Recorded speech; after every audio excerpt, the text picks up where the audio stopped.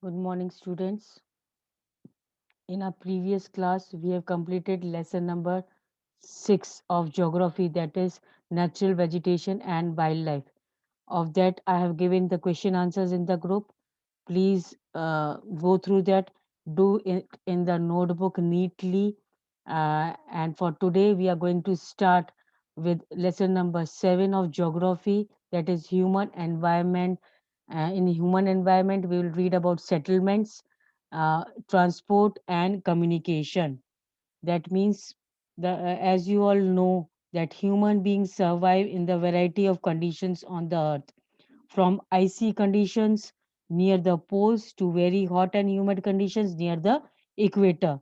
And this is because they have learned to make maximum use of the gifts of nature and are even able to modify the environment to suit their needs. So, as we know that human beings have made m- using new skills have made much development and had modified the environment also for according to their needs and requirements. So in this lesson we are going to read about the settlements, what type of settlements, what type of home the people live in, what type of transportation is used and communication processes is used by the people. Now, in chapter 1, you have already learned that early human beings depended entirely on nature for food, clothing, and shelter. But with the time, they learned new skills to grow food, build homes, and develop better means of transport and communication. So, earlier, as you are well aware about the fact that early human beings mostly dependent on the nature for their food, for their clothing, and for the shelter. They used to move about from one place to another in search of food and for the clothing and for the shelter purpose. They used to live in the nature only. No permanent house was there for them. But when the time passed, they learned new skills, the knowledge developed of the early man, and they started growing the crops, food for themselves. Even they started building their homes, and they started to develop the means of transport and communication, which was very helpful for them, which proved very helpful for them. In this way, they modified the environment where they lived. Means previously, such conditions was not there with the early human beings. They totally dependent on the nature, but slowly, slowly, with the use of their skills, with the use of the knowledge, they had modified, they had made the changes in the environment according to their requirements, according to their needs. Then first uh, topic of this lesson, that is settlement. Now what are settlements? Settlements are the places where people built their homes. Now what do you call a settlement? Settlement is a place in which we can call that people live in a home, that the home of the people, the home of people is called as a settlement. Early human beings lived on trees and in caves, as you all aware about this, that human beings, early human beings, they were not having the proper home, and they used to live in caves and the top of the trees and all.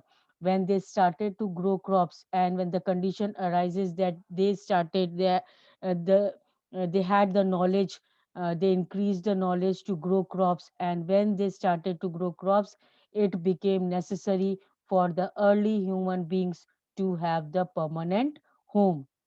And the settlement grew near the river valleys as water was available and land was fertile. So land was very fertile, and availability of water was also there, and that is why the first settlement which was made by human beings was near the rivers. With the development of trade, commerce, and manufacturing, human settlements become larger. Now previously they just were limited to the near the rivers only, because they were getting fertile land over there and plentiful of water for the growth of the crops. But slowly, slowly, as new skills, scientific technology developed, trade, commerce, and manufacturing occurred on the scene, then the human settlement became larger. Settlements flourished and civilizations developed near the river valleys. Now, slowly, not only people started living the river well in the river valleys, they started developing into the civilizations, and these civilizations mostly developed near the river banks. And you might have heard about the Indus Valley civilization, Tigris civilization, civilization near the Nile River or Huangho River. So these were the few civilizations which developed near the bank of the rivers. Then settlements can be permanent and temporary. Nowadays, we see that these settlements can be of two types, the permanent settlements also and the temporary settlements also. Settlements which are occupied for the short time are called temporary settlements. Now, what are temporary settlements? The settlements which are occupied for the short time period only. They want to live in the particular place, that is a temporary settlement. Now, the people living in deep forest, hot and cold desert, the mountain often dwell in such temporary settlements. Now, these are why they are temporary settlements in these, because of the climatic condition. Either the climate is very hot near the equator, very cold near the poles. Even if people are living, going in the mountainous regions or in the forest areas or desert, or also they are not much suitable for the uh, human beings, and that is why temporary settlements are made here in the hot and cold desert, mountainous areas, and all. They practice hunting, gathering, shifting cultivation, and transhumance. Now, in this type of temporary settlements, these people practice hunting, hunting of animals, gathering of fruits and roots. Shifting cultivation means going from one place to another for growing of crops, and transhumance. Transhumance means moving from one place to another. With the animals, with the animals for the food and water for the animals also, and for the human beings also, when people move from one place to another. So these things are practiced in the temporary settlements, means they had to move for hunting purpose, for gathering roots and fruits and roots, and for shifting cultivation, even for the purpose of animals, that is for the fodder, food for the animals, and for their water, for the climatic changes. They had to move from one place to another. That is why temporary settlements are made. However, more and more settlements today are permanent settlements, but nowadays we see that people prefer more and more permanent settlements, and in these settlements, people build homes to live in. These That means permanent homes are made for the people to live in. Now, and do you know the place where the building or a settlement develops is called a site. Now, what is a site? Site is a place where building or a settlement develops, a, and it is called a site. And what are the conditions uh, which should be there for the ideal site for the settlement? It should be that favorable climate should be present, availability of water should be there, suitable land should be there for living, and even the fertile soil matters a lot for any human being to live in that particular area. So these are the important conditions, important requirements for the settlement. Now, in this next page, the in the glossary part, meaning of transhumance is given, which I had made you clear in the previous page only, that it is a seasonal movement of the people. Means people move from one season, just because of the change in the season, change in the climatic condition. People move from one place to another. Even people who rear animals, who tame animals, they had to move in search of new pastures. New pastures means new grazing grounds for the animals, and according to the changes in the season, they move from one place to another.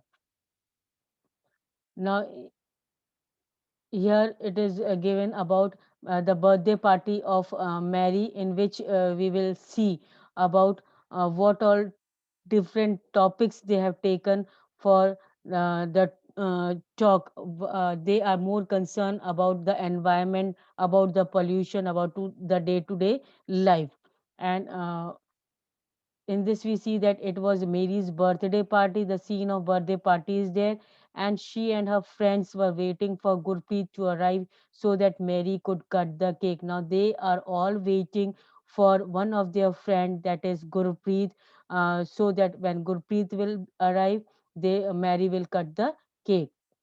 At last, Gurpreet arrived, tired, coughing, and wheezing. That means finally Gurpreet arrived in Mary's birthday party, but he was little bit, she was little bit tired and coughing and wheezing also. Coughing and wheezing means uh, we can say that coughing means khasna, wheezing means the running nose, and that is called as coughing and wheezing. Zukham or sardi zukham hua tha usko. And she explained that the traffic jam was terrible. Now Gurpreet is explaining that she was in the traffic jam. Mary's mother, Mrs. Thompson, patted Gurpreet's back and cited, "Oof, the pollution in our city." That means Mary's mother said that the condition of Gurpreet is this just because of the pollution in the city. Prasad has recently come from the village, and they are telling that just now Prasad, one of the friend of Mary, just now had arrived from the village only, and he asked, why do we have such traffic jams and such pollution in the city? Now the question arises in the mind of Prasad, who is from village. He asks that why such traffic jams and pollution is there in the city. The number of vehicles. Now, the answer, Mr. Thompson, that is Mary's father, is replying that it is just because of the number of vehicles is increasing day by day due to the growing population in the city. Now, day by day, as population is growing in the city, number of vehicles are also increasing day by day, and that is why pollution is there in the city life. Then why are people coming to the city? Her mother replied. Now Mary's mother says that so much pollution is there, so much traffic jam is there. Then also why more and more people are coming to the cities?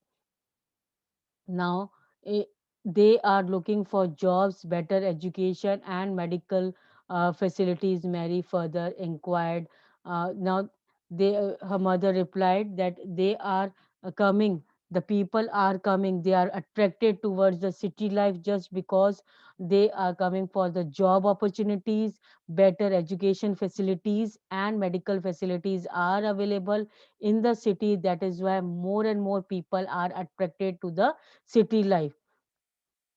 Mary further inquired, if so many people keep coming in to the city, where will all people live? Now, question arises in the mind of Mary that like this, if people will come to the cities for job opportunities, for the education purpose or medical facilities, then their condition will be very worse when there will be no place for the people to live.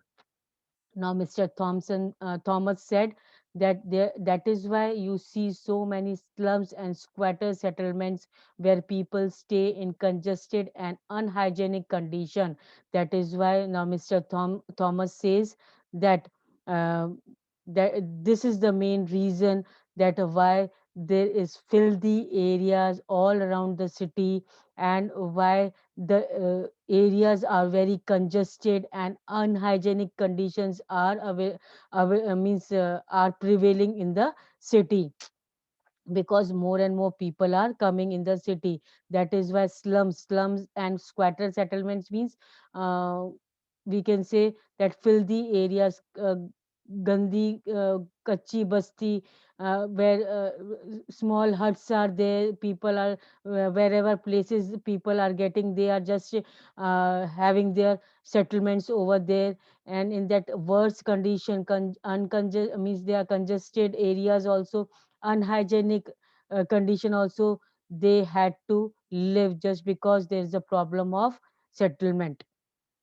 And due to this growing population in the city, shortage of power and water supply is also a common problem in the city. Now Prasad said our village may not have big cinema halls, well equipped schools and good hospitals, but have a lot of space, open space and fresh air to breathe in. Now Prasad, as he is coming from the village area, he says that though there are not big cinema halls now, they are not having in the village such good schools or hospitals, but they are having a lot of open spaces and lot of fresh air to breathe in the village. When my grandfather was sick, we had to rush him to the city hospital. And Prasad is further saying that when the grandfather of Prasad was sick, as there was no proper facility, medical facility in the villages, they had to rush to the city hospital with the grandfather. Now, from the above conversation, we can identify two different pictures of settlements. Now, whatever conversation was there in Mary's birthday party, from that two pictures arises for the settlement, the rural and the urban settlement. Now, two types of settlements are there here, rural and urban. Rural, we see that from where the Prasad came, from the village area, and urban, where Mary is residing now. The village are rural settlements. The village are rural settlements. What are rural settlements? Village are rural settlement where people are engaged in activities like agriculture, fishing, forestry, craft work, and trading, etc. So these are the activities in which rural people are engaged in. Then rural settlements can be compact or scattered. Then rural settlements can be compact or scattered, means the settlements, the houses can be nearby also in rural areas, or they can be far from one another also. Scattered means they one house can be far from another house, as there is lot of space over there, open areas are there. The compact settlement is a closely built area of dwelling. That means, what is a compact settlement? Compact settlement is an area which where close dwelling is there, means पास पास घर है जहाँ जहाँ पर wherever flat land is available, and land is flat but closely compact houses are there, as you can see in figure 7.2. In the scattered settlement, dwellings are spaced over an extensive area, and this type of settlement is mostly found in hilly tracts, thick forests, and regions of extreme climate. Now, what are scattered settlements? Scattered settlements are the dwellings. Dwellings means living places where the people had built homes which are far. You can see in figure 7.3, and they are mostly found in the hilly tracts, thick forests, and regions of extreme climate. Either too hot climate is there or too cold climate is there, where extensive area is there, lot of space is there. That type of area people build the scattered settlement. In rural area, people build houses to suit their environment. Now, rural areas, people in village, people build their houses to suit their environment. According to the environment condition, they build their houses. In regions of heavy rainfall, they have slanting roofs. When heavy rainfall is there, the people build the slanting roofs. And places where water accumulates in the rainy season, the houses are constructed on the raised platform or sills. That means when the low level land is there, and on that land the houses are made on the raised platform, as you can see like this. The houses are built on the raised platform, because the water accumulates, यहाँ पर पानी इकट्ठा हो जाता है. That is why they had to build houses little bit raised on the raised platform, and where heavy rainfall is there, there the houses are built with the slanting roof. Uh, then uh, thick mud walled houses with thatched roofs are very common in the areas of hot climate. So these are the different types of settlements. These are the different types of houses which are built according to the environment, according to the climatic condition. Now, thick mud walled houses with thatched roofs are common in the hot climate, where the climate is very hot. The thick mud walled houses are built, और मट्टी के घर, और which remains cool in the hot climate also. Then local materials like stones, mud, clay, straw, etc. are used to construct houses. So these are used to construct the houses in the hot climate. Now towns are small and the cities are larger urban settlements. So what are towns and cities? Towns are small and cities are large urban settlements. Urban settlements means city areas. In urban areas, the people are engaged in manufacturing, trading, and services. Now, what are the activities performed by the people in the urban areas? They are engaged in manufacturing, trading, and services. Whereas in rural areas, we have seen that people are engaged in agriculture, fishing, forestry, and craft work and trading. Now, the transport. Transport is a means. Now, all this was about the settlements, different types of houses, how people make different types of houses for their needs to fulfill their requirements according to the climatic condition. Now, this small box is given in this. Where do you find dwellings made of ice? This in the very cold areas, polar areas. Who makes them? These are called as igloos. Hana, what are they called? They are called as igloos. Now, transport is the next topic of this lesson is transport. I think till now settlements have been made clear. Now we'll start with the transport. Transport is a means by which people and goods move. So, what is transport? Transport is a means by which the people and goods move from one place to another.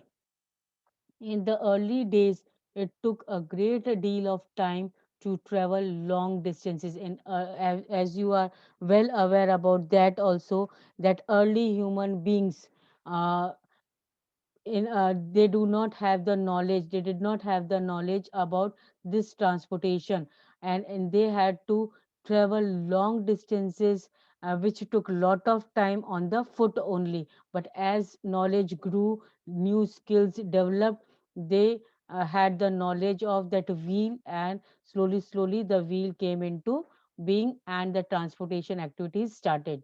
People in early years, people had to walk and use animals to carry their goods.